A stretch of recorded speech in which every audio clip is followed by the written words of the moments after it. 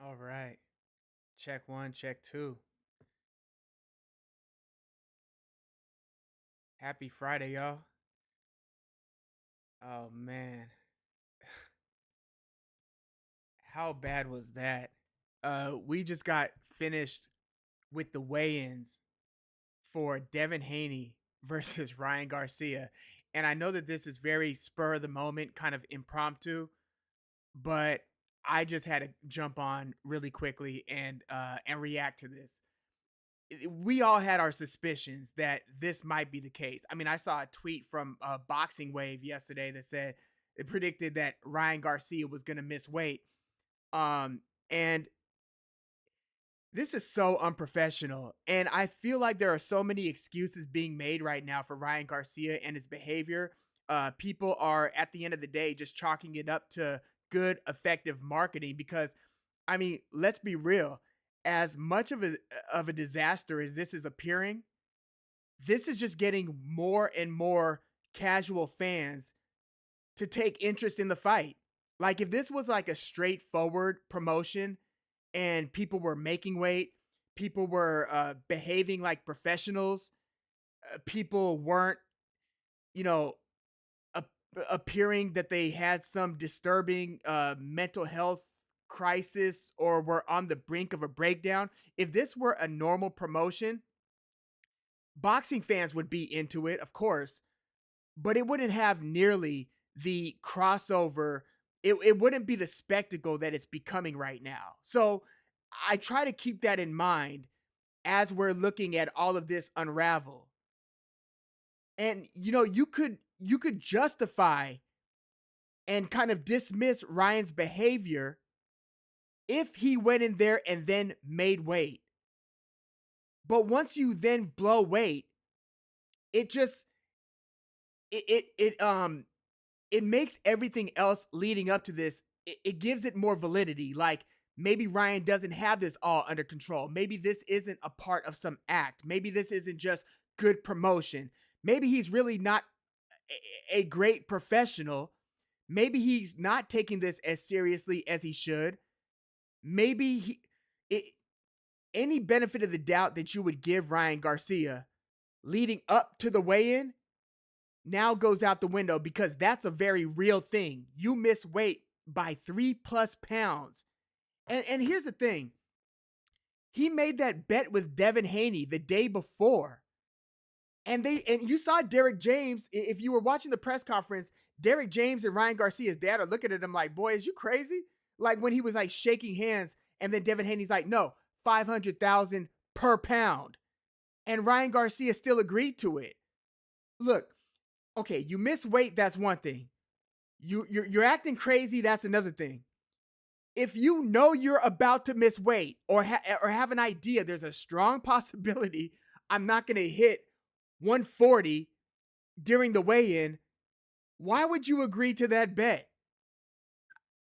Why would you agree to that bet? KVTC, thank you for coming through. Hey Zeus, Pablo B. Yeah, welcome. Poor training camp. Yeah, you're right, Pablo B. Unprofessional attitude. That smells like Devin Haney winning by KO. Something's gonna happen. And I just I put out like a preview video giving like a breakdown and a prediction. And one of the things that I was saying was I know that if we were to look at the X's and O's of it, and we were to just look at the data, look at these fighters' skill sets, look at their behavior, and try to assess how this is going to go down, all roads and all signs point to Devin Haney running away with this one.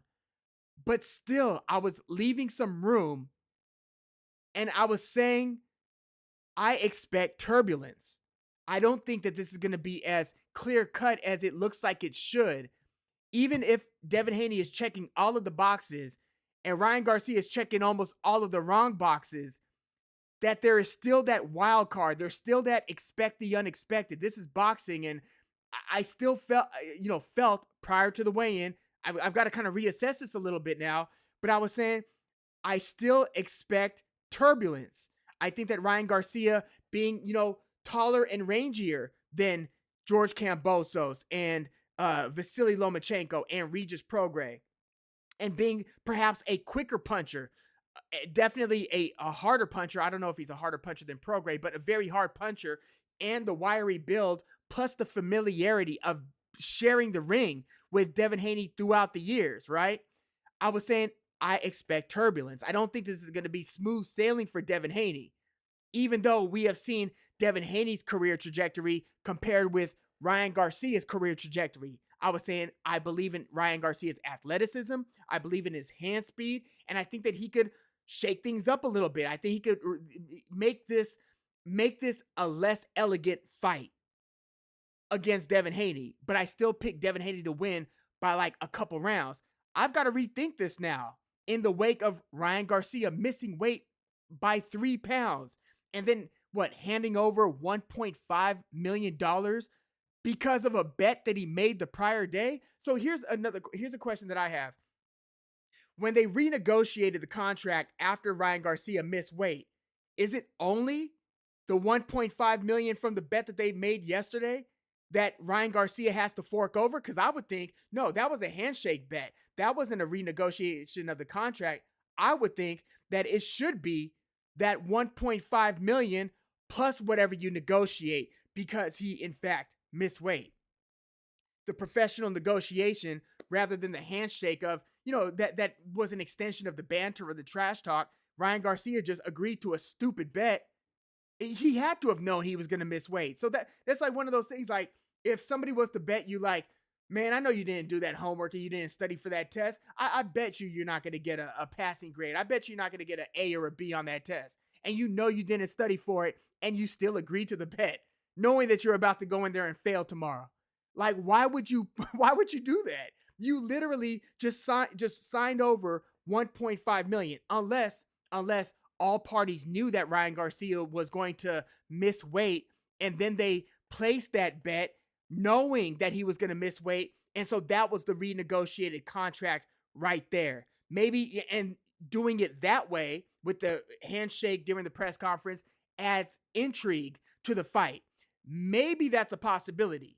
I wouldn't rule these things out. Maybe it was communicated to Team Haney, hey, Ryan Garcia, it looks like he's not going to be on weight, y'all. Like, you guys want to work this out beforehand, and then somebody come up with the bright idea of, yeah, why don't you challenge somebody to a bet? Say, oh, I know you're going to miss weight, and then shake on that and say 500,000 per pound. Because remember, first they said 500,000, then Devin Haney added, no, let's do 500,000 per pound. And without hesitation, Ryan Garcia agreed to that.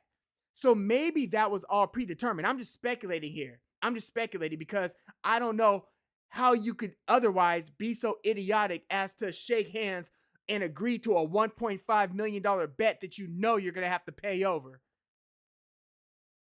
Jay Foreman is in the house. Thank you for coming through. He said, I don't want to be too hard on Ryan, but he does bring this onto himself. Imagine if he put all the energy he puts into social media and making a spectacle into actually living the life. Yeah, that is true. And you know what? Hey, let's, again, if we expect the unexpected, right? If Ryan Garcia does go in there and does the unthinkable and pulls this off, he'll look like a genius.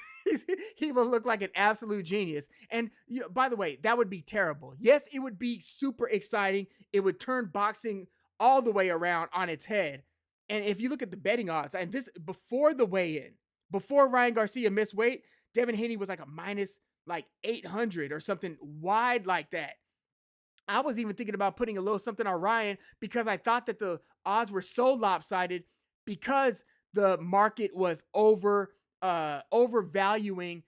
Ryan Garcia's behavior. They were factoring that in perhaps a little bit too much. I'd be really curious to see what the betting odds are right now. I could check on that in just a sec. But if Ryan Garcia pulls this off, yes, it would be super unexpected and exciting. It would be a super viral moment. It would get everybody to care about boxing, at least for that following week.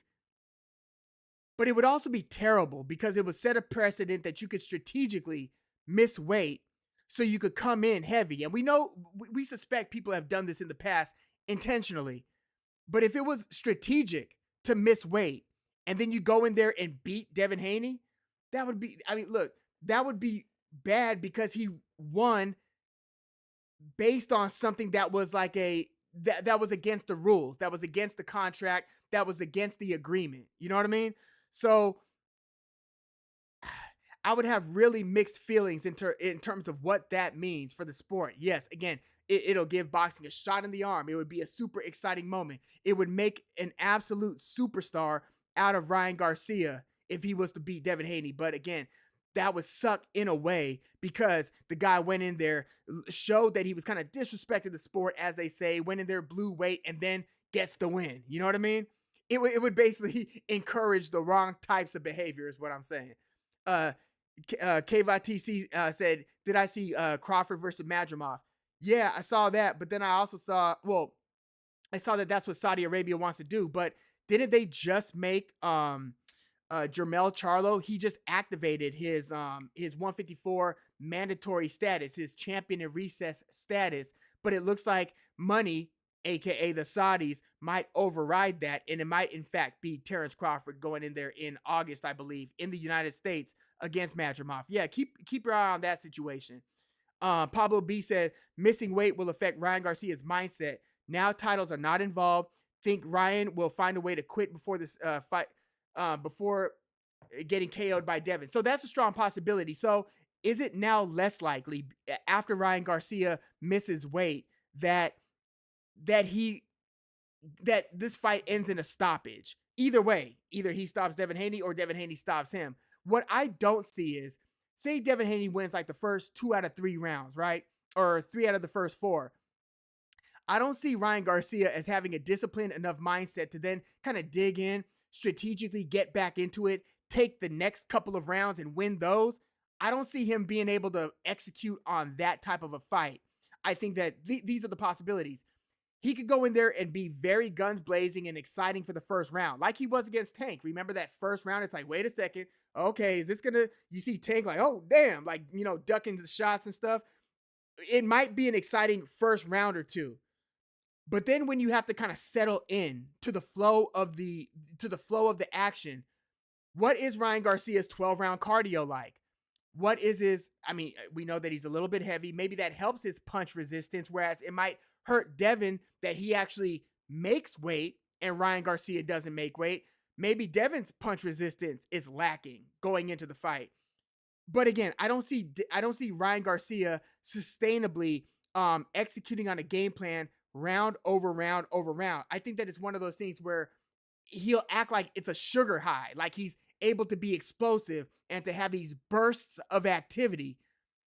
But I don't see him like being able to box in the way that he was boxing the much shorter, much smaller Javier Fortuna. Remember that under the tutelage of Joe Goosen? He was throwing like a bunch of right hand leads in that one, and he looked like he was showing a level of ring generalship that we hadn't always seen from Ryan Garcia. Even though he boxed pretty well against Luke Campbell, and he boxed, well, Emmanuel Tego, that was almost unwatchable because of the style of fight. But Ryan Garcia was showing a lot of improvements, I thought, against, again, a much smaller Javier Fortuna. I don't see him having a patient demeanor in the ring. But again, if this is all just an act, a show, maybe Ryan Garcia does have that switch that he could flip and then just act calm and composed in the ring and box. I'm not expecting to see that. But if this is all a show, then that is possible. What if Garcia fights kind of on his back foot and tries to actually set traps and do some of the right things? Again, I'm not expecting it, but it would be crazy, right? If this whole thing was just an act to get Devin Haney to think, yeah, this guy's unstable. This guy's going to be erratic. This guy might just come at me guns blazing. This guy might just empty the tank in the first round. This guy might foul me. This guy might tackle me. This guy might bite me. Like, planting all these things in Devin Haney's head and then then going in and executing a very disciplined game plan. That would be one of the biggest unexpected twists that we would have seen in a long time in terms of what we expect a fighter to act like when they get into the ring, and then how they in fact act once the opening bell starts. I actually think that it's more likely that we see something approximating an Oliver McCall moment. I also mentioned this in my full Haney versus Garcia preview. Oliver McCall famously knocked out Lennox Lewis in their first fight, first to ever beat Lennox Lewis. A couple years later, they run it back. Lennox Lewis is trying to get his titles back. Oliver McCall, as soon as the fight starts like pacing back and forth in the ring, putting his hands down, just walking, totally turning his back away from Lennox Lewis and just walking up and down the ring with a kind of look on his face, looking really disturbed. And the ref eventually just waved it off. Like Lennox Lewis would throw a couple half-hearted punches here and there, but Oliver McCall just wasn't engaging. And then they stopped the fight. I think that it's likely that we actually see a breakdown, some sort of an emotional breakdown or a mental breakdown, something happening to Ryan Garcia when the fight starts. If he's not ready to fight and he's not in the mindset to fight, that will show itself tomorrow. And for all of these messed up and crazy reasons, again, everything that's happening is just adding more intrigue into the fight. You know, they might top 500,000 buys. I've got a lot of friends who are non-boxing fans hitting me up about the fight and saying, hey, what's up with Ryan Garcia? Saying, did you see the weigh-in? He just drank a beer while missing weight, all of this stuff, even though that was like the ceremonial weigh-in. That wasn't actually him weighing in. But yeah, this is really crossing over in a way that I didn't expect it to. I knew that it was unpredictable, and I actually thought that the fight was about to be called off around the time of that second press conference when Ryan Garcia started, just launching all of those very disturbing tweets with everything that he was saying that he had witnessed, that had happened to him, that he had seen too much, and he was going into very graphic and disturbing detail. I'm like, whoa, this fight ain't gonna happen. Something's happening with Ryan. I thought that he was having a schizophrenic episode. I really thought, and still am not ruling that out. Like, you saw when Bill Haney and Bernard Hopkins were about to go at it in the weigh-in. Even look at how twitchy Ryan was in that moment, right? So they're breaking him up, and I don't know if he had just done lines. Look, I don't know what he had just done, but if you look at his arm and the way that he was kind of tucking his thumb in his hand, almost to like, and his arm was stiffening. He was very jolty and twitchy, and then he quickly turns to the crowd, starts closing his eyes and praying. I'm like, what's up with this guy? Like, he's just, again, erratic, and he just seems very unstable. Can that lead to dangerous moments in the ring for Devin Haney? Yeah, in short bursts. But again, these are 3-minute rounds. This is a 12-round fight, and you're fighting against somebody who is generally as prepared as you could get in Devin Haney. Now, that's assuming Devin Haney is 100% locked in. What is Devin Haney thinking about Ryan Garcia's outlook? He clearly doesn't think that Ryan Garcia is either that he's either not well, or he thinks that he's not taking it seriously. I don't expect that to impact Devin Haney's preparation, and I think that we saw evidence of that based on him making weight and looking ready to go and engaging in the face-to-face and saying that he wants to do this and that. Like, Team Haney looks ready to go.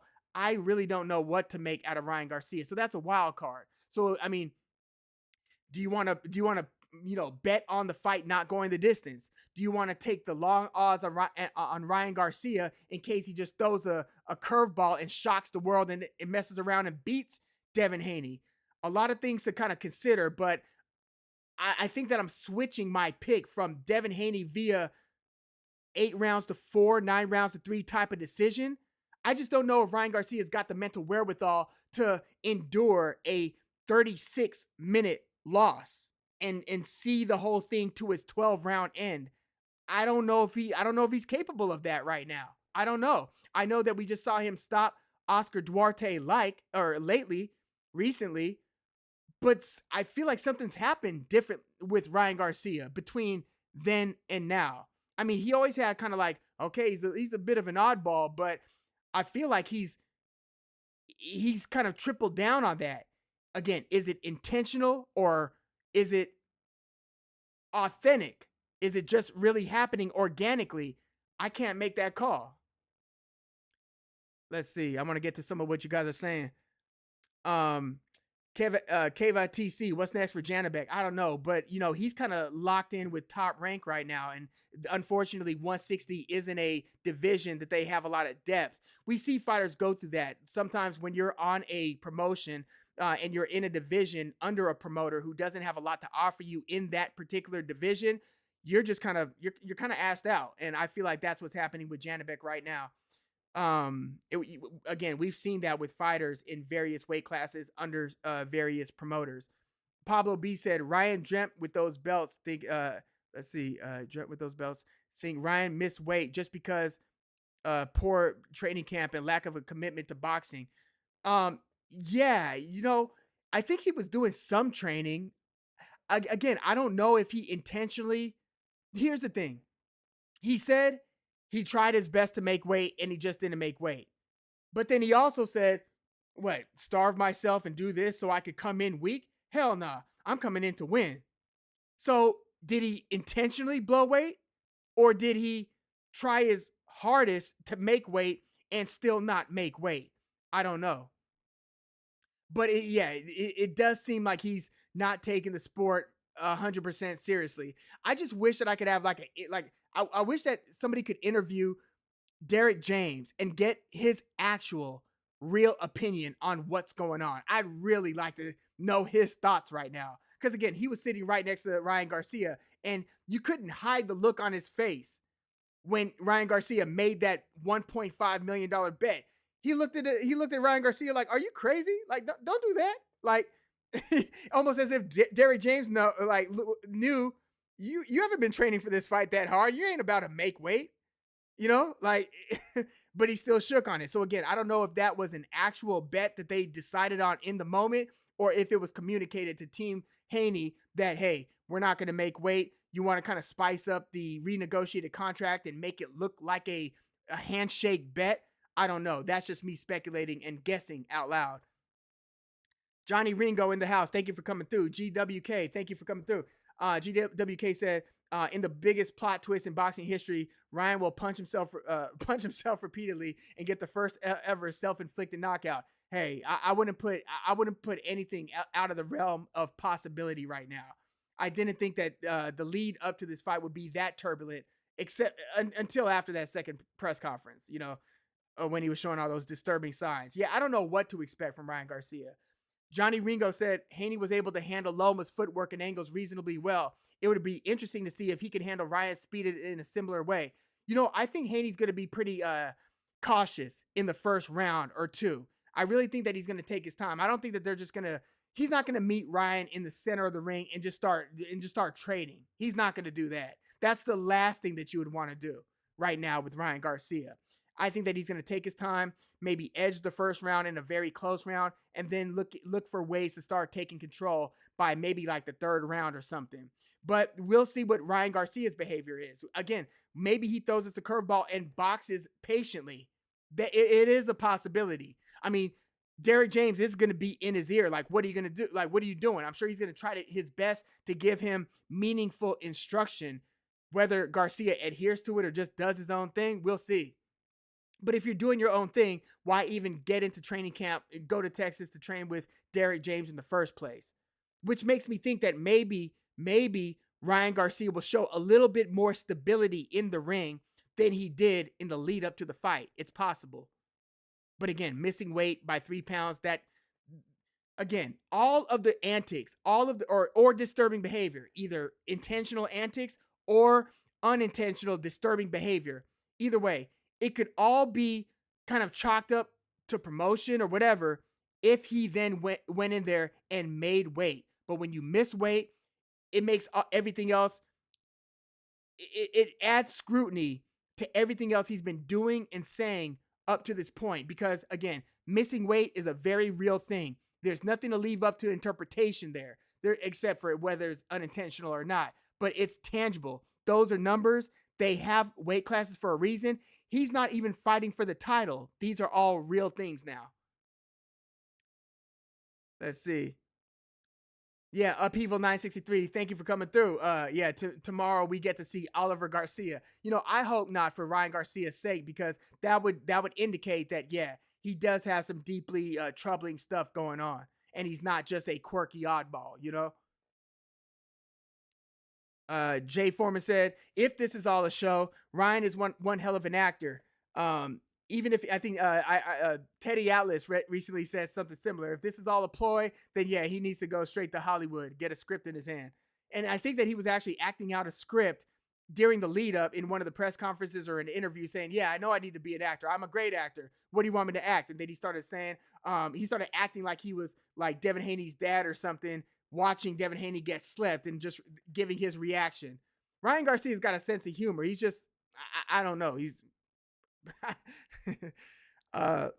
let's see. EK, thank you for coming through. He said, if Haney does not wash this Ryan, he should be kicked off the pound for pound list. Well, it depends what this Ryan actually brings to the ring, because we don't know what this Ryan is actually going to do once he laces up the gloves. We don't know. Like, is he going to be patient? Is he going to be guns blazing?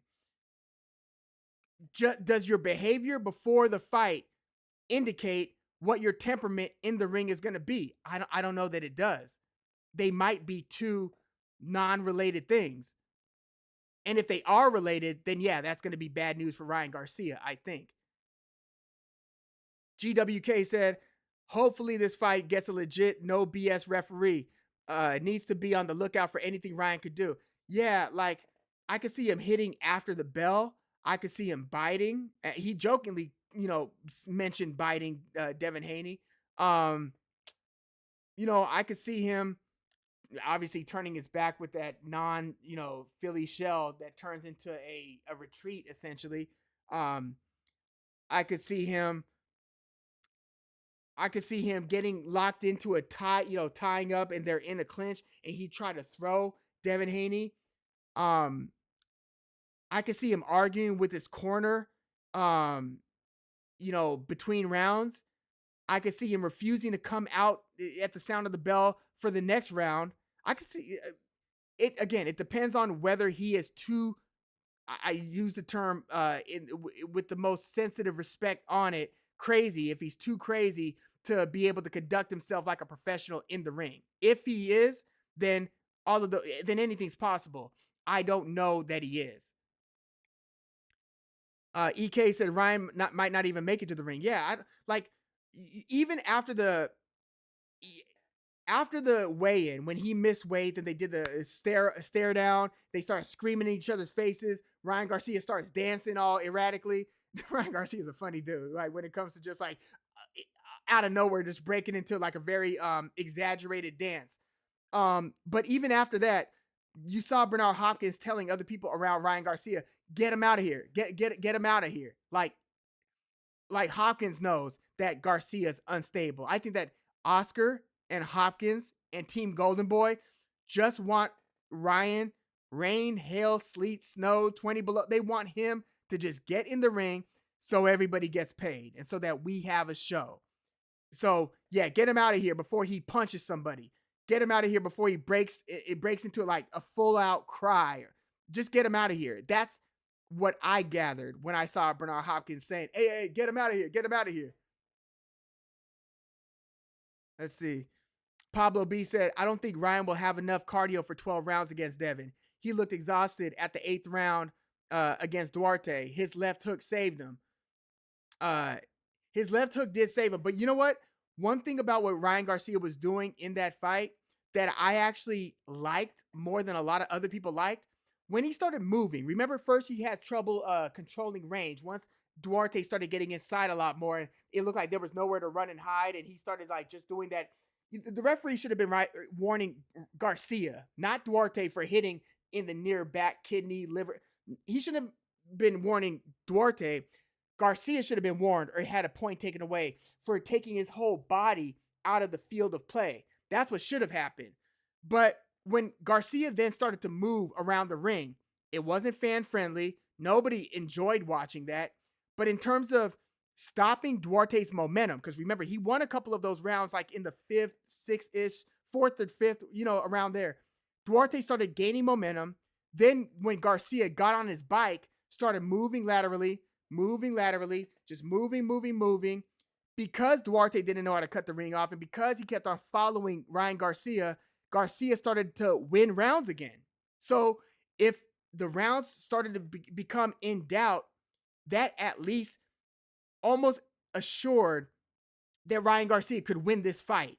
So then he started to stop and pop. So he would get back on his bike, start moving this way, stop and fire a couple punches, get back on the bike, start moving this way, then that way, getting Duarte to chase him, not throwing any punches. He's too busy chasing Ryan.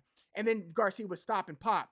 So it was one of those extended exchanges when he stopped and popped that he hurt Duarte, then stopped Duarte. So yes, the punch bailed him out, but the punch was in a way set up with his legs, really, with the movement, because Duarte just, is this guy ever going to stop moving? Yeah, he's going to stop moving when he starts firing on you. You know what I mean? So I actually thought that was kind of a clever thing. Again, it wasn't fan friendly. That crowd was booing the hell out of Ryan Garcia when he started doing it, but I did think it was effective in terms of turning that momentum around and ultimately winning the fight. Let's see. Hey, Zeus is in the house. Thank you for coming through. EK said, I don't know why the zone pretended Ryan didn't miss weight before the public weigh-in. When yeah, they were doing the broadcast. You saw Ade Oladipo, Chris Mannix, Sean Porter, Sergio Mora. They're all talking, and they're talking up the fight, how long awaited this is, talking about all the tension and all of the history between the two guys. And we had seen it all over Twitter from the Michael Bensons, from Mike Coppinger, from Dan Rayfield. We saw that they missed weight, right?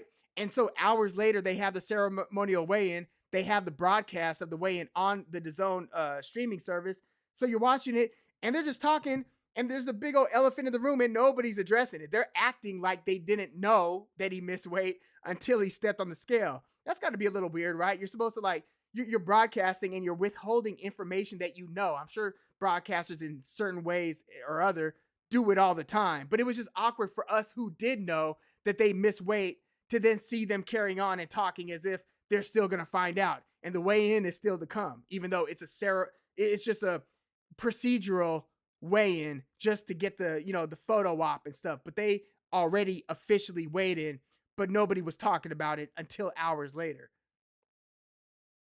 Let's see. EK said Ryan won't listen to Derek. Derek should toss him out. Very possible. We'll see if he pays attention and takes heed to instruction. Jay Foreman said, just check the odds. Haney's a minus 900. So it even broadened. Haney was a minus 800, at least on Odds Checker when I saw it. And Ryan Garcia is a plus 500. Ryan Garcia kind of reminds him of Victor Ortiz. He's definitely talented, but mentality, he ain't there. And you remember Victor Ortiz versus Marcos Maidana when they were trading knockdowns, and Victor Ortiz in the post-fight interview said, yeah, man, I don't need to be taking punishment like this, man. And this is right after he basically gets up after getting knocked down for like the second or third time and basically says, no mas. I don't know if I need to be taking punishment like this. I got to think about, living a long life and being able to carry on. And I have a lot to think about. I don't know if this thing is for me, and taking all these punches. I'm not here for all that punishment. It was basically the anti-warrior speech, in fairness, well, I was gonna say Victor Ortiz was more decorated than Ryan Garcia, but yeah, I've heard people compare like Raleigh Romero to Victor Ortiz. I'm like, no, Victor Ortiz was like a blue chipper who was winning some fights. You know what I mean? Like he was legit. He was a guy who started to headline some of those HBO After Dark and Golden Boy HBO cards. They were certainly building him up, and he would feature on some big fight undercards, and then he met Marcos Maidana, lost that fight, and then he kind of regained some of his luster after beating Andre Berto, but then he lost again to Josecito Lopez. Remember, he broke his jaw in a fight that Ortiz was winning, gets his jaw broken, quits on the stool in the later rounds. So yeah, after that second quit, even though it's broken jaw, but that was the second time he said no mas, and that really hurt his reputation. We've seen Ryan Garcia not get up after taking a knee due to a body shot, so that hurt his reputation.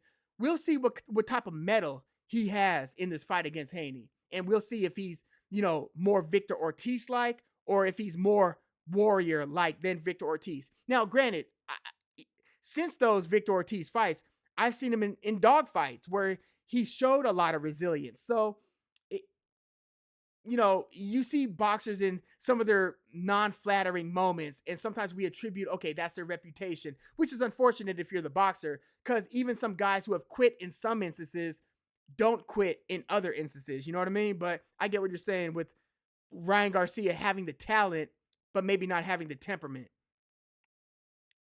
GWK said, we've got to give Ryan some credit. He mastered that Philly cheesesteak defense in the Duarte fight. Yeah. Johnny Ringo says, it looked like Ryan was going to get up after the body shot knocked down by Tank, but thought twice because he knew what was coming. It makes me wonder about his heart. Did he? I don't think he motioned like he was getting up. You know what I mean? Like, it seemed like once he was on his knee, he was looking up. Maybe he was thinking about it. He wasn't necessarily grimacing. Like when Oscar De La Hoya got dropped to the body by Bernard Hopkins, you saw Oscar flat on the canvas, wiggling, rolling around on the floor, writhing in pain. You knew in 3 seconds he ain't getting up if you counted to 30, because he's got issues. He's hurting right now. You didn't see that type of visible, observable pain from Ryan Garcia. You saw him looking calm on his knee, maybe kind of wincing a little bit, but more or less he was tired and he had taken punches. He had gotten dropped earlier in the fight and was getting outboxed before getting hit in the body. Yeah, I don't know. It's hard for me. It's hard to assess what kind of pain he was feeling when he was on the knee. But I'm assuming it wasn't that Oscar De La Hoya pain. That's just my assumption. Oscar looked like you could have paid him $10 million to get back up and it wouldn't have mattered. Let's see. And Oscar was competitive in that fight against Hopkins too. Won a few rounds. EK said, imagine this is like Floyd versus Arturo Gatti. If Devin Haney puts that type of a beating on Ryan Garcia, Devin Haney would be able to hit another level in terms of overall popularity, because Floyd was ruthlessly beating down Gatti in that fight. His power punching accuracy in that one had to have been like 70%. It looked like Floyd couldn't miss against Gatti. It's almost like Gaddy's whole body and face were like a boxing glove magnet. You know what I mean? And they were like 6-punch combinations. Like Floyd would throw like 4 right hands in a row and connect with every last one of them. Yeah, I'm not expecting that kind of a performance between Haney and Garcia. But even if Haney's able to make Garcia look like George Kambosos, that would be a very bad look for Ryan Garcia. That would be very damaging for Garcia. I don't know if fans would stop caring, or would continue to care. Oscar De La Hoya was interviewed after the actual weigh-in, before the ceremonial weigh-in, before the face-off and all that, and he was saying, if Ryan Garcia loses this fight, I don't think that's it for him. Because I think that, even after he lost to Tank Davis, he still maintained his star power. Well, if he then goes in here and loses 2 fights later to Devin Haney in a way that's like very demonstrative and leave no doubt, I don't know that Ryan Garcia would be the same star. I think that he might get knocked down a couple pegs and almost become more of an Adrian Broner, who, granted, was able to keep on getting big fights even after he started losing multiple fights. Adrian Broner has never been stopped in his whole career. Isn't that kind of crazy? Very durable fighter, just not high volume enough. But Ryan Garcia, I don't think he would be. He could still secure a big fight, and there would still be some intrigue. I don't know if he could recapture the type of intrigue that he's had in this Haney fight and in the Gervonta Tank Davis fight, if he was to lose terribly against Devin Haney tomorrow. Stan Tucker, what's up, Dad? Dad's in the house. Thank you for coming through. Benny Bronx, what up? Peace. Yeah, thanks for coming through. Let's see. EK said Ryan should have faced Raleigh before this fight. At least he would have been a former champ. LMAO. That's if he beats Raleigh Romero, right? Look, Raleigh Romero,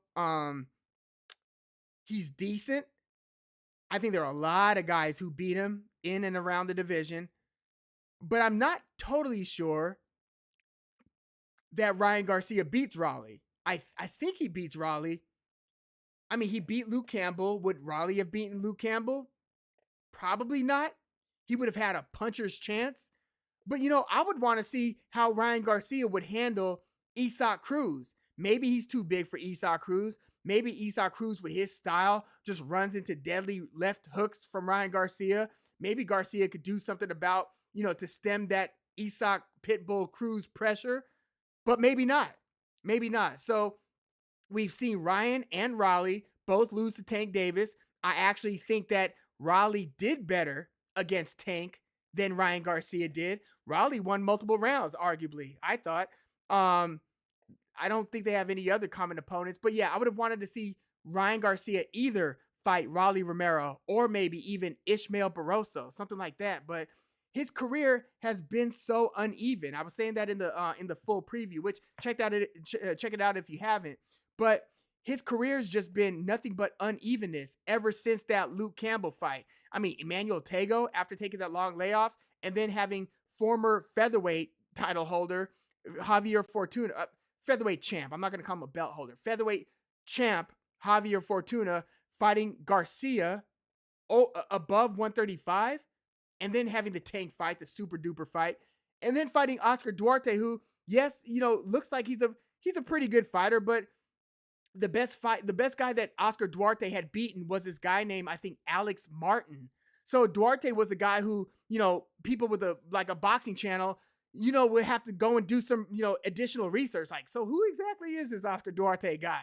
That's the guy that Ryan Garcia is fighting before fighting Devin Haney. But those are kind of like the luxuries that you have as a star fighter. You could take one or two consecutive, tune-up fights against, not A, B, C list fighters, D list. You could fight anybody you want and still have a big opportunity on the other side of that. So yeah, I don't know that Ryan Garcia is better than Raleigh Romero. I think he is. I think his hands are quicker. They both hit pretty hard. They both have glaring flaws in their game. I would like to see it. I would like to see it.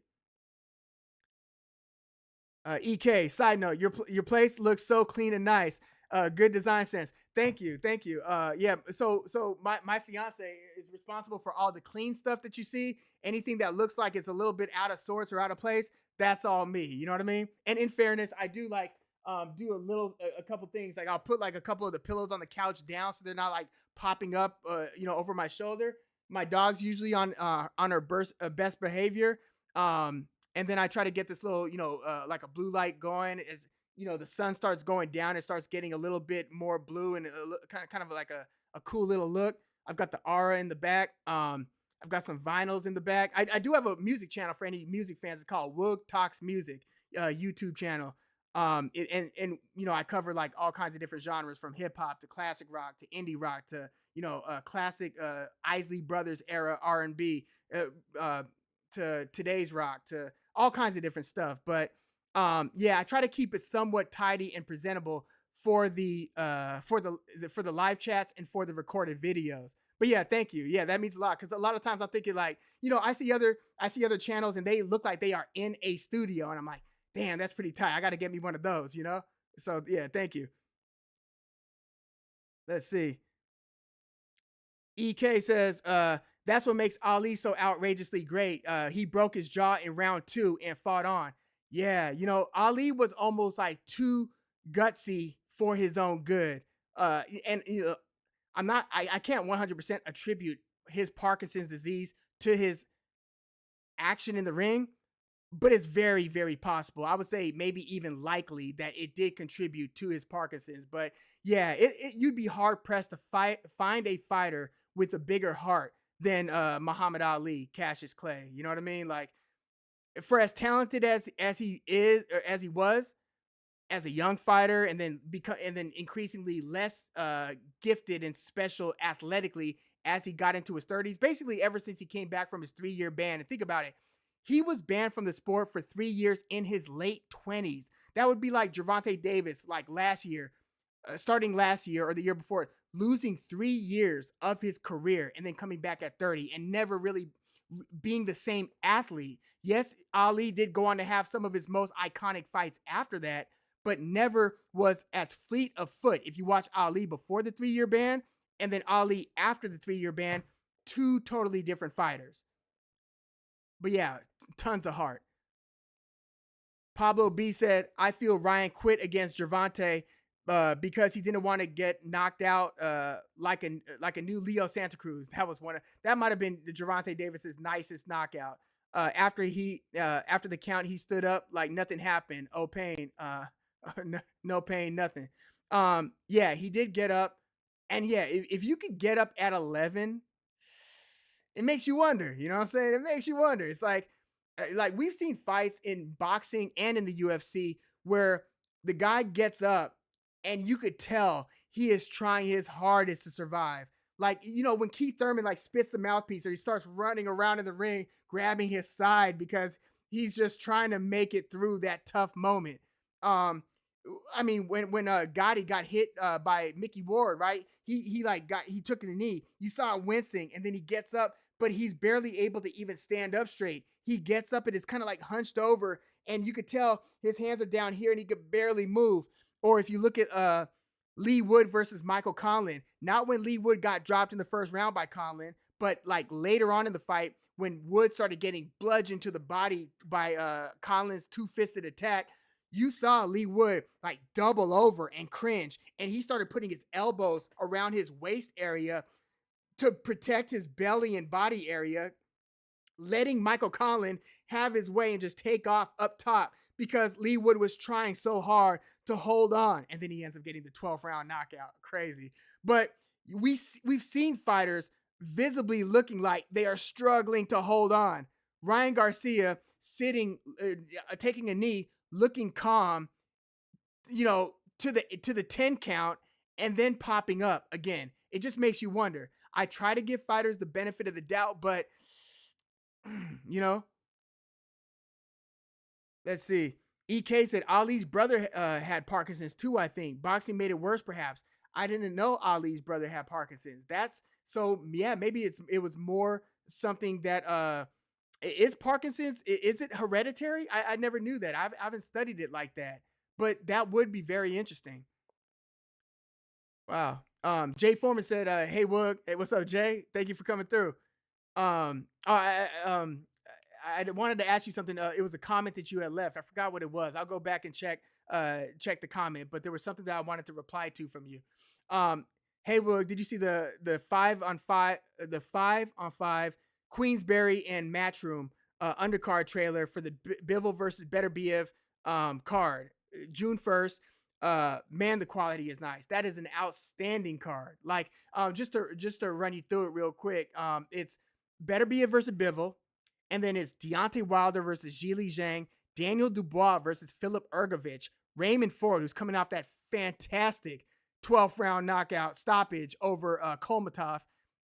Raymond Ford versus Nick Ball, who just fought to the draw against Ray Vargas. A lot of people thought Nick Ball should have won that fight. I thought he edged that fight. It seemed like once he started winning rounds, he didn't lose another round, but it was a draw, so he didn't take Ray Vargas's 126-pound WBC title. But yeah, Raymond Ford versus Nick Ball, also on the card. Craig Richards versus Willie Hutchinson, which is probably the worst fight out of all of them, and even that one is pretty good.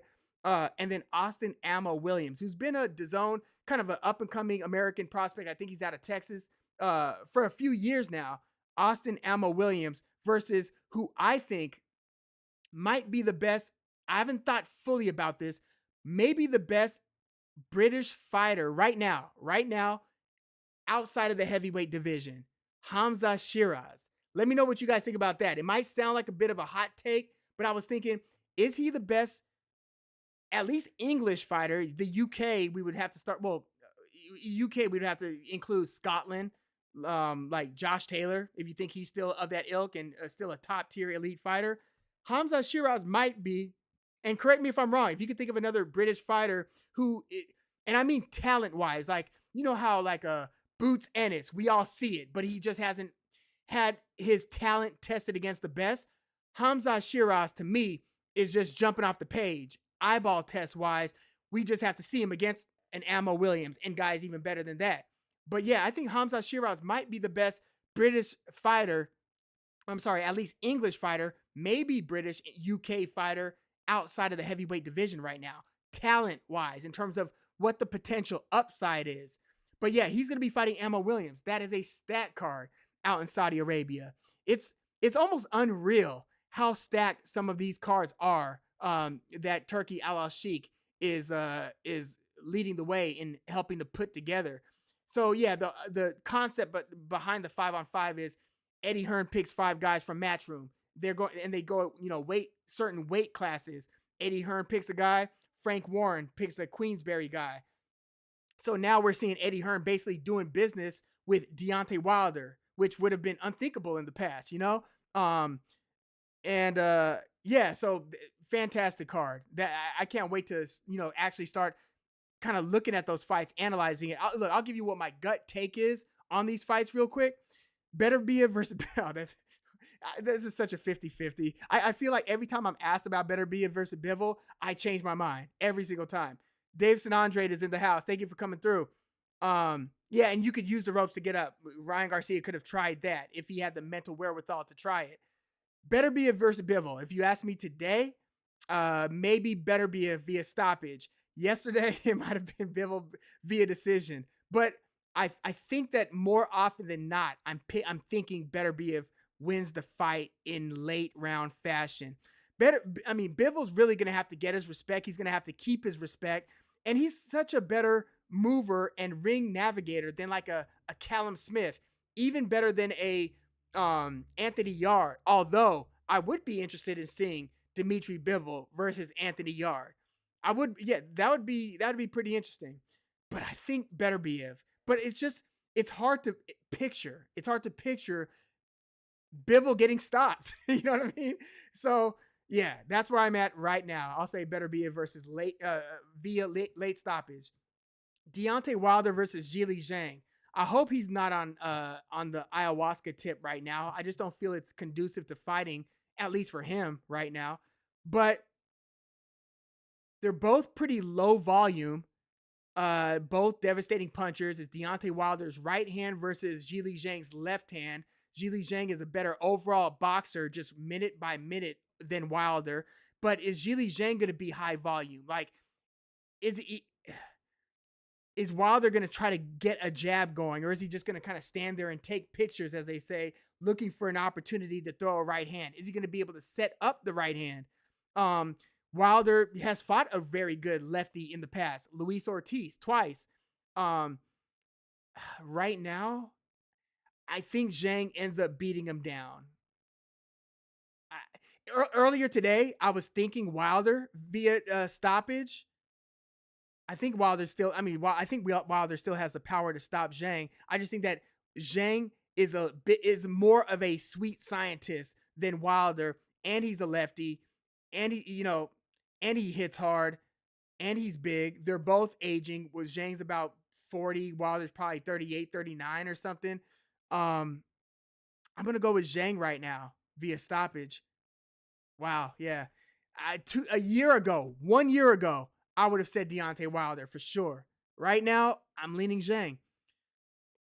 Daniel Dubois versus Philip Ergovich. That's another tough one. Right now, I'm saying Philip Ergovich via decision right now is where I'd go with it. Ergovich via decision. Dubois hits hard. He's going to have to do some things, though, to get inside and to start really letting his hands go. Dubois could also be a bit cautious. He's also a good athlete, though, so sometimes he really jumps in there and throws confident right hands. So we'll see, where his mindset is as he's fighting Ergovich. If he's believing that he could beat Ergovich. Because if he's got full belief, he could be a dangerous guy. But right now, I think I'm leaning Ergovich via decision. Raymond Ford versus Nick Ball. Right now, I'm going with Raymond Ford via stoppage or via decision. Damn. Nick Ball is really a ball right now. He's a bit of a bowling ball in there. He's just coming forward and he's knocking down pins. He's pretty relentless. But I think that is he tailor-made for Raymond Ford? Maybe not. He's a little bit like Eduardo. Was it Eduardo Vasquez, who a lot of people thought should, or was it Eduardo Nunez? I think it was Eduardo Vasquez, who then fought Joe Cordina. A lot of people thought that whoever that guy was, I think it was Eduardo Vasquez, who fought that close fight with Cordina, should have beaten Raymond Ford. Nick Ball has some of those same characteristics, but I think Raymond Ford is also peaking. But here's the thing. Raymond Ford was just wanting to go to 130, saying, I'm not gonna try to make 126 anymore. Well, now he's gonna try to make 126 again versus Nick Ball. Is he gonna be able to make 126 reliably to defend his title? And is he going to be able to perform at his best? I think that he could at least outbox Nick Ball if he's on his game. I'm not even ruling out a stoppage against Ball. But right now, if I had to pick, I would say Raymond Ford via decision. Craig Richards versus Willie Hutchinson. Craig Richards is always just in time to be too late. He's always just good enough to to barely lose. Against Bivol, he won a few rounds. Against Joshua Buatsi, he won a few rounds. Lost pretty close decisions to both. I think Willie Hutchinson beats him. Willie Hutchinson's an up-and-comer who hasn't fought anyone as good as Richards. Damn, does Richards hold the line here? You know what? I'll go Richards via decision as it stands right now. But I'm going to watch more of Willie Hutchinson before that and make a proper preview video as we near the fight date. Austin Ammo Williams versus Hamza Shiraz. Right now, I would go Hamza Shiraz over Ammo Williams. Ammo Williams is I had a lot of high hopes for Ammo. He's been winning all of his fights. A couple of them have been a lot closer than some others. I've seen him in danger a couple times. I've seen him had to weather some storms already. So those are all good signs. When you could make it through the difficulties and still win the fight, that shows that you've got wherewithal, that you've got some grit. But I think that Hamza Shiraz might just be Hamza Shiraz is going to have the height and reach advantage. He's a good boxer and he hits pretty damn hard. The fight that I would have wanted to have seen was Ammo Williams versus Felix Cash. But what's up with Felix Cash? He hasn't fought in a long time. Felix Cash for a while, his best win was stopping Denzel Bentley, which was a pretty good win at the time. I thought Felix Cash would be in a slot like this for an event like this. Yeah, I think I had read something about some personal stuff that he was going through. But yeah, Felix Cash is almost like Hamza Shiraz, and it's kind of sliding in, and Ammo Williams is they're kind of taking where Felix Cash should be positioned. So yeah, those are my quick early takes on that Saudi Arabia card. Let's see. EK said, if you like rock, check out Black Puma's band. Yeah, they did a good Tracy Chapman cover on Fast Car. That was one of the that's the one with that guitar lick, that ding ding ding ding ding ding ding ding. And there was a rap song that sampled that back in the early 90s called Sometimes I Rhyme Slow and Sometimes I Rhymes Quick by I think it was Nice and Smooth, early 90s. It took that same Tracy Chapman guitar lick, that boom boom boom boom boom boom boom boom. And I think somebody else, a country singer, recently covered Fast Car too. But that was one of my favorite Black Pumas songs, that cover. But yeah, they're pretty good. They're kind of occupying a similar spot that the Black Keys had several years ago. But yeah, good call. That's a pretty good band. Let's see. Yeah, Benji Tucker, my cousin. Yeah, love you, bro. Thank you for coming through. Hi, Brexley. If Brex is watching, what's up, Brex? Yeah, Lee Wood, the Euro GOAT. Yeah, me and Benji always talk about how much appreciation we have for Lee Wood and how he just like thugs it out in some of the roughest moments you could imagine a fighter being in. Johnny Ringo says Oscar Valdez fighting to a decision victory after a broken jaw. Yeah, against Scott Quigg. Yeah, that was a brutal fight. I rewatched that one like within the past year. It might have been before Valdez versus Navarrete or Valdez versus Conceição. Yeah, that was a rough fight for Oscar Valdez. That took every bit of warrior that he had in him to pull that one off. Yeah, he is a bit of a throwback. Upheaval 963, said better be if it's relentless. I see him winning by KO in rounds 9 or 10. Yeah, he's gonna have to do something where he runs a couple red lights, as they say, to get on the inside of Dimitri Bivol. sometimes the fight is kind of looked at as Bivol the boxer versus Beterbiev the slugger, which is a little that takes a little bit of the credit and acknowledgement away from Beterbiev's boxing skills. Is he as sweet science as Dmitry Bivol? No, Dmitry Bivol, that's his bag, that's his thing, right? Distance control, great foot placement, foot movement, just a super high ring IQ. But Beterbiev has a high ring IQ as well. You know what I mean? Plus, he packs a devastating punch. And plus, his volume he just seems to start rolling downhill, where it seems like the beating that he applies just gets worse over time. And we have seen Bivol kind of hit these kind of lulls in fights to where he starts to plateau. You know what I mean? So maybe that's where Beterbiev seizes the opportunity. Ben Goss won. Yeah, thank you for coming through. Heck yeah. Yeah. Yeah, you have a couple there are a couple comments that I want to respond to from you as well. It's questionable why the New York State Athletic Commission even approved Garcia to enter the ring. Recall, they also greenlighted crippled George Sebastian Hyland versus Charlo. Yeah, that was one of the weirder fights. If you guys haven't seen Charlo versus Hyland, I remember watching that fight with my dad saying, look at Hyland's leg. Like, what's wrong with his leg? It's almost like his knee is like inverted knee, like a dog. You know what I mean? Where the knee is like on that side of your leg. The way that his leg was moving against Jamal Charlo was one of the most bizarre things I would say. And it's still, Jamal Charlo scored maybe like a 4th or 5th round stoppage. But watch that fight and look at Hyland's leg. He looks like he's hopping on like a what would it look like? You know those Star Wars robots in like the early movies, the things that have like those long giraffe-like legs, and they have like the box on top and they shoot lasers downward.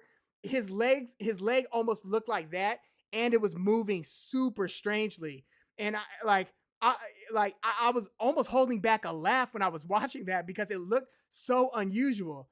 But yeah, they sanctioned that fight. And, Teddy Atlas was also commenting on how disappointed he was at the New York State Athletic Commission for approving Garcia to enter the ring. But here's the tricky part when it starts coming down to mental health.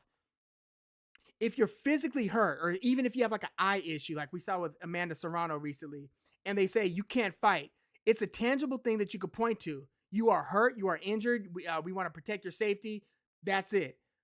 Ryan Garcia could always play the, hey, this is all an act role. And for lack of a better phrase, who is the New York State Athletic Commission to say that he's lying when he says that he's putting on an act? You know what I mean? So, because then they would run the risk of being suable from Ryan Garcia, because he could then argue, you deprived me of economic activity, either one, due to my mental health or what you perceived as my mental health, and 2, it wasn't even mental health. It was me acting. You perceived it as a mental health issue, and you robbed me of my ability to earn a living and to make millions.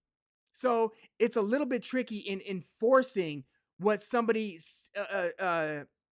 sees as like a seemingly a mental breakdown or something like that. It would have to be something like if the ref sees what the ref saw with Oliver McCall against Lennox Lewis in the rematch, you could waive that off no problem. I mean, I've seen people get waived off for holding too much. I think what was his name? Not Olowokandi.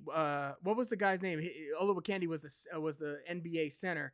Who was the fighter with a last name similar to Olowokandi, who was fighting, I think maybe Lennox Lewis, and they called the fight off because he kept on grabbing Lewis. The ref can make those calls. The State Athletic Commission, it's easier, again, to diagnose the physical injury versus mental injury. Now, if the guy is slurring his speech and can't really even talk straight, and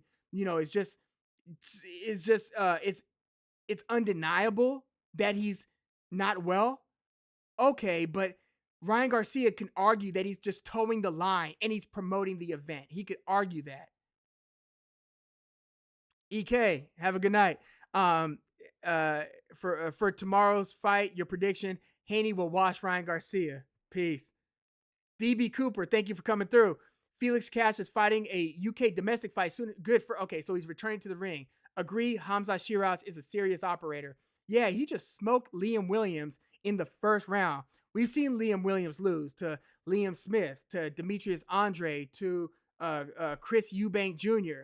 But to get blasted out in the first round, get dropped 3 times in the first round by Hamza Shiraz, that was impressive. Let's see. Johnny Ringo said Bivol's in and out movement gave Canelo hell, but Beterbiev is a true light heavy. Yeah, remember they were talking about Canelo after he beats Bivol will then pivot to unify and become undisputed at 175 and beat Beterbiev. There was a moment there when we thought nothing was impossible for Canelo Alvarez. Like, in terms of the public view of his abilities, that was his peak when he did his thing at 168 and then signed on to fight Bivol. Remember, Canelo was a substantial favorite against Dimitri Bivol going into that fight.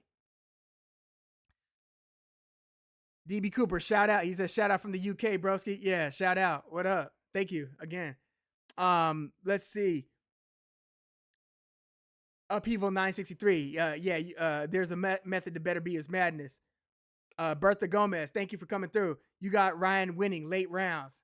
Wow, that would be crazy. That, again, if Ryan Garcia does the unthinkable, and okay, I would have mixed feelings. Okay, it would be a super exciting, unexpected moment for the sport of boxing, but it would also, in a sense, I believe, be terrible because he just missed weight by 3 pounds, comes in the bigger fighter, doesn't have to lose those last 3 pounds like Devin Haney did, and then is rewarded and earns the knockout in the ring. Like, that would be unfortunate because of that.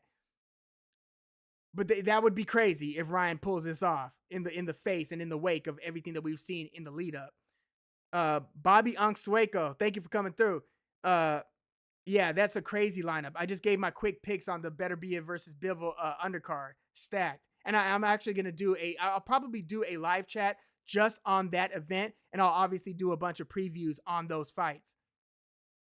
Lee Van, thank you for coming through. Garcia will pull in Oliver McCall and have a mental break. Yeah, we were talking about that earlier. I don't see that outside of the realm of possibility. That was one of the most bizarre boxing moments. Yeah, Akinwande, you got it. Bobby Onsueko got that. Akinwande, yeah, was holding that whole fight. And he was a pretty good fighter for a time too. You know who else was a good fighter? The guy who got in trouble for manslaughter or murder. Did he just get out of jail or is he still in jail?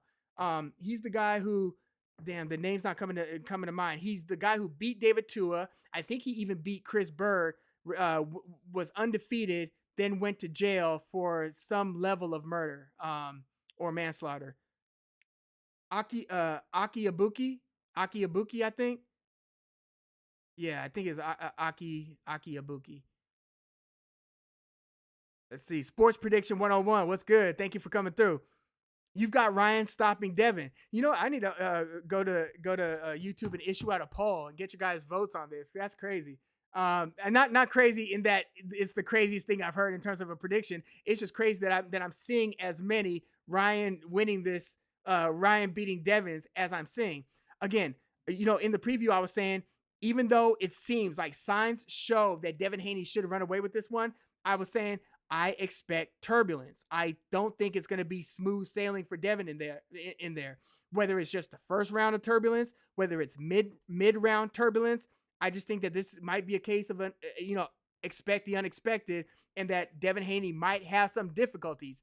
Again, the fact that they are so familiar with each other in the ring and have fought 6 times, I don't think is irrelevant, even though it was the amateurs and not professional. You know, I was citing Shane Mosley versus Vernon Forrest in the full preview, where Forrest had Mosley's number as amateurs, beat him, I believe, in the Olympic trials, and then beat him twice. It gave Shane Mosley his first and second loss.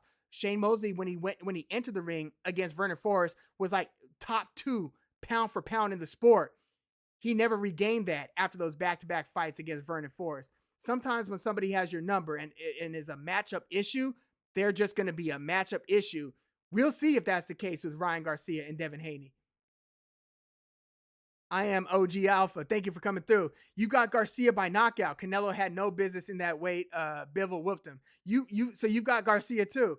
Yeah, as soon as we wrap this one up, I'm gonna issue a question on YouTube, one of those poll questions, if see who you guys have between Devin Haney and Ryan Garcia. Jeez, that's like three Ryan Garcias in a row.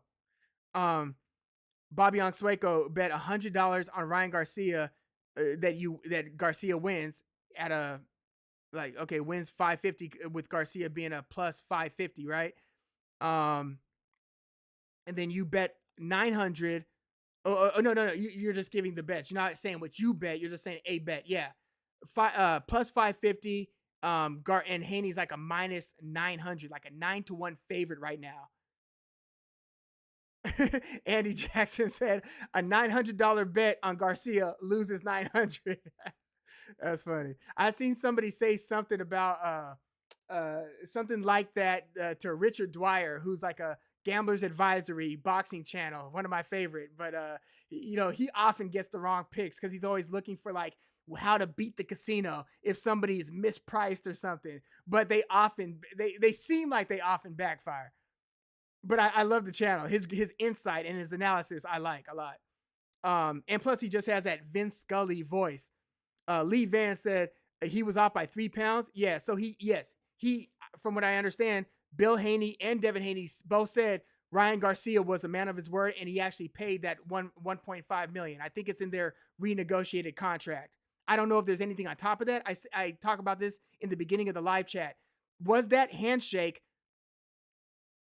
a standalone bet that then, basically when they renegotiated the contract after Ryan Garcia stepped on the scale, missed weight, because remember, they shook hands on it yesterday, which is the stupidest thing in the world. If you're Ryan Garcia, knowing damn well you're about to miss weight and agreeing to a bet, that makes me wonder whether it was already known across both teams. Ryan's about to miss weight. Let's make a spectacle out of the renegotiated contract. Instead of just making it a renegotiated contract, let's act like this was a spur of the moment handshake bet. Hey, I'll bet you 500,000 that you miss weight. Yeah, let's shake on it. No, 500,000 per pound. And then without hesitation, again, Ryan Garcia agrees to it. It makes me wonder whether that was already designed and if that's what ended up being that renegotiated contract, or if there's that 1.5 million that they exchanged on top of whatever else was negotiated after Ryan Garcia, unbeknownst to Team Haney, until the weigh-in, misses weight. You know what I mean? So was it an organic, oh, we're all surprised when he steps on the scale, or did they already know what was going to happen and prepare for it? Let's see. On a scale from 1 to 10, what would I rate the Ryan Garcia versus Devin Haney fight? It's pretty damn good. Like, even though, look, it might turn out Ryan Garcia was never great. It might turn out he, just is all downhill from here, never realizes his potential. But in the moment, excitement wise, 9 to 9.5. Skill, ability, accomplishment, accolade wise, 7.5 fight to 8, 7.5 to 8. But yeah, but we've seen this fight brewing for years, so even that might elevate it to a 8.5, because when they were talking about the four princes and they would see each other face to face after, like, I think it was after Garcia beat Luke Campbell and Devin Haney, I think, was on hand, or Devin Haney might have had a win and Garcia was around, and they've been teasing the fight for a long time. And there was a point where Ryan Garcia was Devin Haney's mandatory and didn't want to take the fight because he wanted to fight Tank or do something else. But I would say excitement level 9 to 9.5. Skill, skill ability to skill ability, 8, about that. Let's see, Jay Foreman, and then Forrest got beat twice by Mayorga. Yeah, got stopped in the first fight. I thought that he should have won the second Mayorga fight via decision. That one was really close. And then Shane Mosley, a couple years later, then went on to fight Winky Wright twice and lost twice in a row via decision to Winky Wright. Terrible fight selection, man. What the hell? You're going to fight the one guy who doesn't get knocked down, or the one guy who doesn't give a damn about your hand speed and power. That's who you're going to fight. The wall. The wall with a nice jab. Let's see. Johnny Ringo said, I wanted Haney to win before, but after the weigh-in, I want, even more so now. Yeah, when you miss weight, that makes all the other antics and stuff less cool, less funny, less whatever, less interesting. It's just like, man, get the hell out of here with that. Once you do all that stuff and all that talking and all that trolling and all that, just all the disturbing talk, super disturbing talk. Like, come on, and everything that went into it, and then you're gonna miss weight by 3 pounds. Yeah. Let's see. If I had to pick Ryan to win, would you pick him to win via KO or decision? Probably KO. It's really tough picturing him having the mental fortitude right now to win a decision against Devin Haney. I think he's going to operate in bursts, in explosion. I don't think he's going to be able to command round over round like he did against Javier Fortuna, or even to a degree against Oscar Duarte. Thank you, Pablo B. Yeah, thank you, man. Appreciate that. Yeah, thank you, guys. We're gonna wrap this one up. I want you guys to enjoy the fight. I can't wait. If you guys got in a little bit late, feel free to just take it from the top. We discussed a lot in this one, and we covered like a lot of different aspects about this in the wake of the weigh-in. But yeah, I want to thank you guys once again for coming through. Pablo B, Jay Foreman, Bertha Gomez, Johnny Ringo, DJ, thank you for coming through. Lee Van, Andy Jackson, Bobby Unsueco, I am OG Alpha, Benji Tucker, Stan Tucker, Sports Prediction 101, Upheaval 963, DB Cooper, EK, Ben Golfs 1, Daveson Andrade, Benny Bronx. Yeah, thanks, y'all. Yeah, we're definitely gonna pick this one up next week. I can't wait. It's just one of those things where there's so many wild cards, and I mean the wild card being Ryan Garcia in a lot of different ways, basically. But I'm just really excited and a little bit anxious to see how this is going to unfold. I'm hoping we don't get a mental breakdown. And again, it would be very stunning and very interesting if Ryan Garcia all of a sudden dials it way back and starts executing a strategic, patient game plan. Wouldn't that be something?